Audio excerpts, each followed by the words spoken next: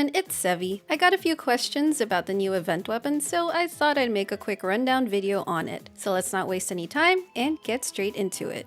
The current event weapon of version 3.3 is the Toukabou Shigure. At level 90, this 4-star weapon comes with a base attack of 510 and a 165 EM substat. From the get-go, this looks very similar to the Iron Sting, the craftable EM weapon. So let's do a brief comparison and discuss how you can best use the new weapon.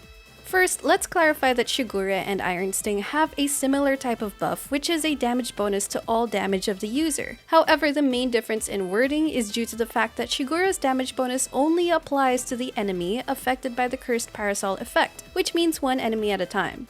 Compared to Iron Sting, whose buff is not enemy dependent, the damage bonus will apply on any enemy hit by the user. Let's test this out in practice. Here, I equipped Keqing with the Parasol's sword. I hit one enemy, proccing the effect. Then, when I throw her stiletto and hit multiple enemies, you can see that only one instance of damage is buffed because only that enemy had the effect. If I try this with Iron Sting on max stacks, you can see that the damage instances are the same. That being said, it might seem at first like Shigure is an upgrade to Iron Sting because it has a 32% damage bonus compared to Iron Sting's max 12% at R1. But since Shigure's passive only affects one enemy at a time, it is most effective in single-target scenarios, but not as potent in multi-target scenarios.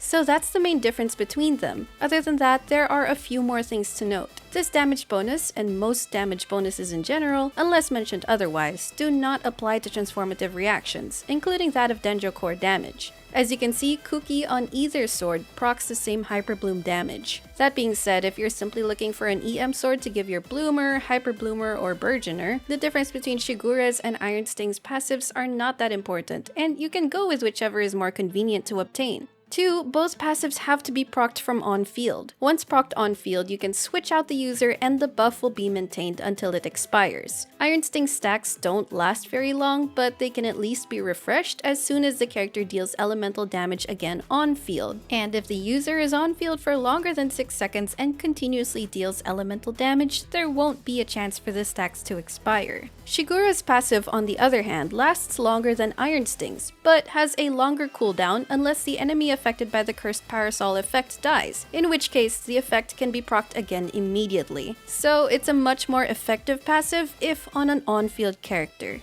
To summarize, here's a quick recap / TLDR of the Shigure versus Iron Sting comparison. Despite their differences, I would generally view Shigure as a side grade or an Iron Sting alternative. I don't recommend refining your Iron Sting since there are other craftable swords those billets can be used for, but the fact that you can get Shigure at R5 just by playing the event and without spending a billet is very convenient as an option to R1 Iron Sting.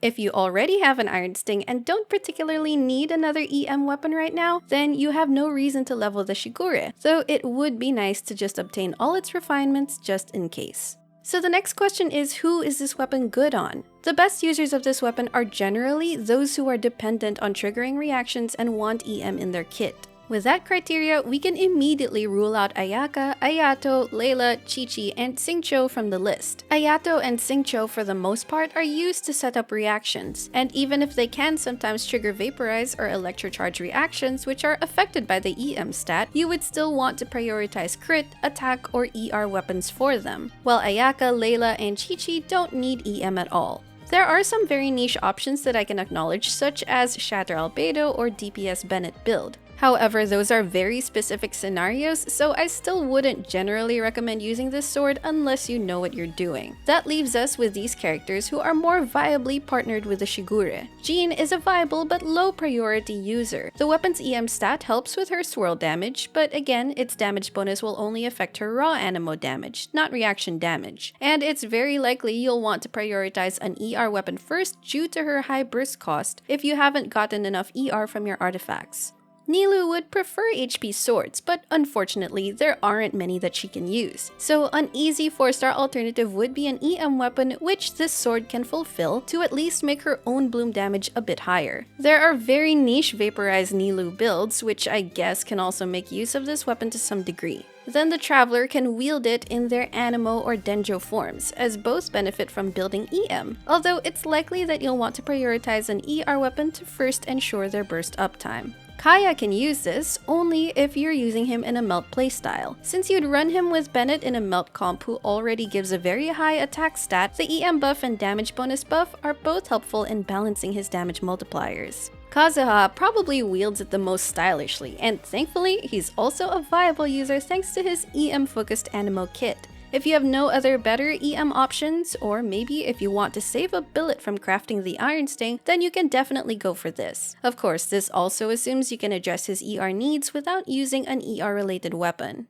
Kuki Shinobu's Hyperbloom playstyle wants her on as much EM as possible, and this weapon is practically a direct alternative to the Iron Sting. Note as well that EM also benefits her healing, which partially scales on EM. In an aggravate build, she can also use this weapon if you have no other alternatives. And finally, Keqing is a very good user for this in her aggravate build, much like how the Iron Sting is a good choice for her. The EM stat makes her deal higher aggravate damage, which she can proc a lot of with her fast electro application, and the damage bonus will affect both aggravate and non-aggravate reactions.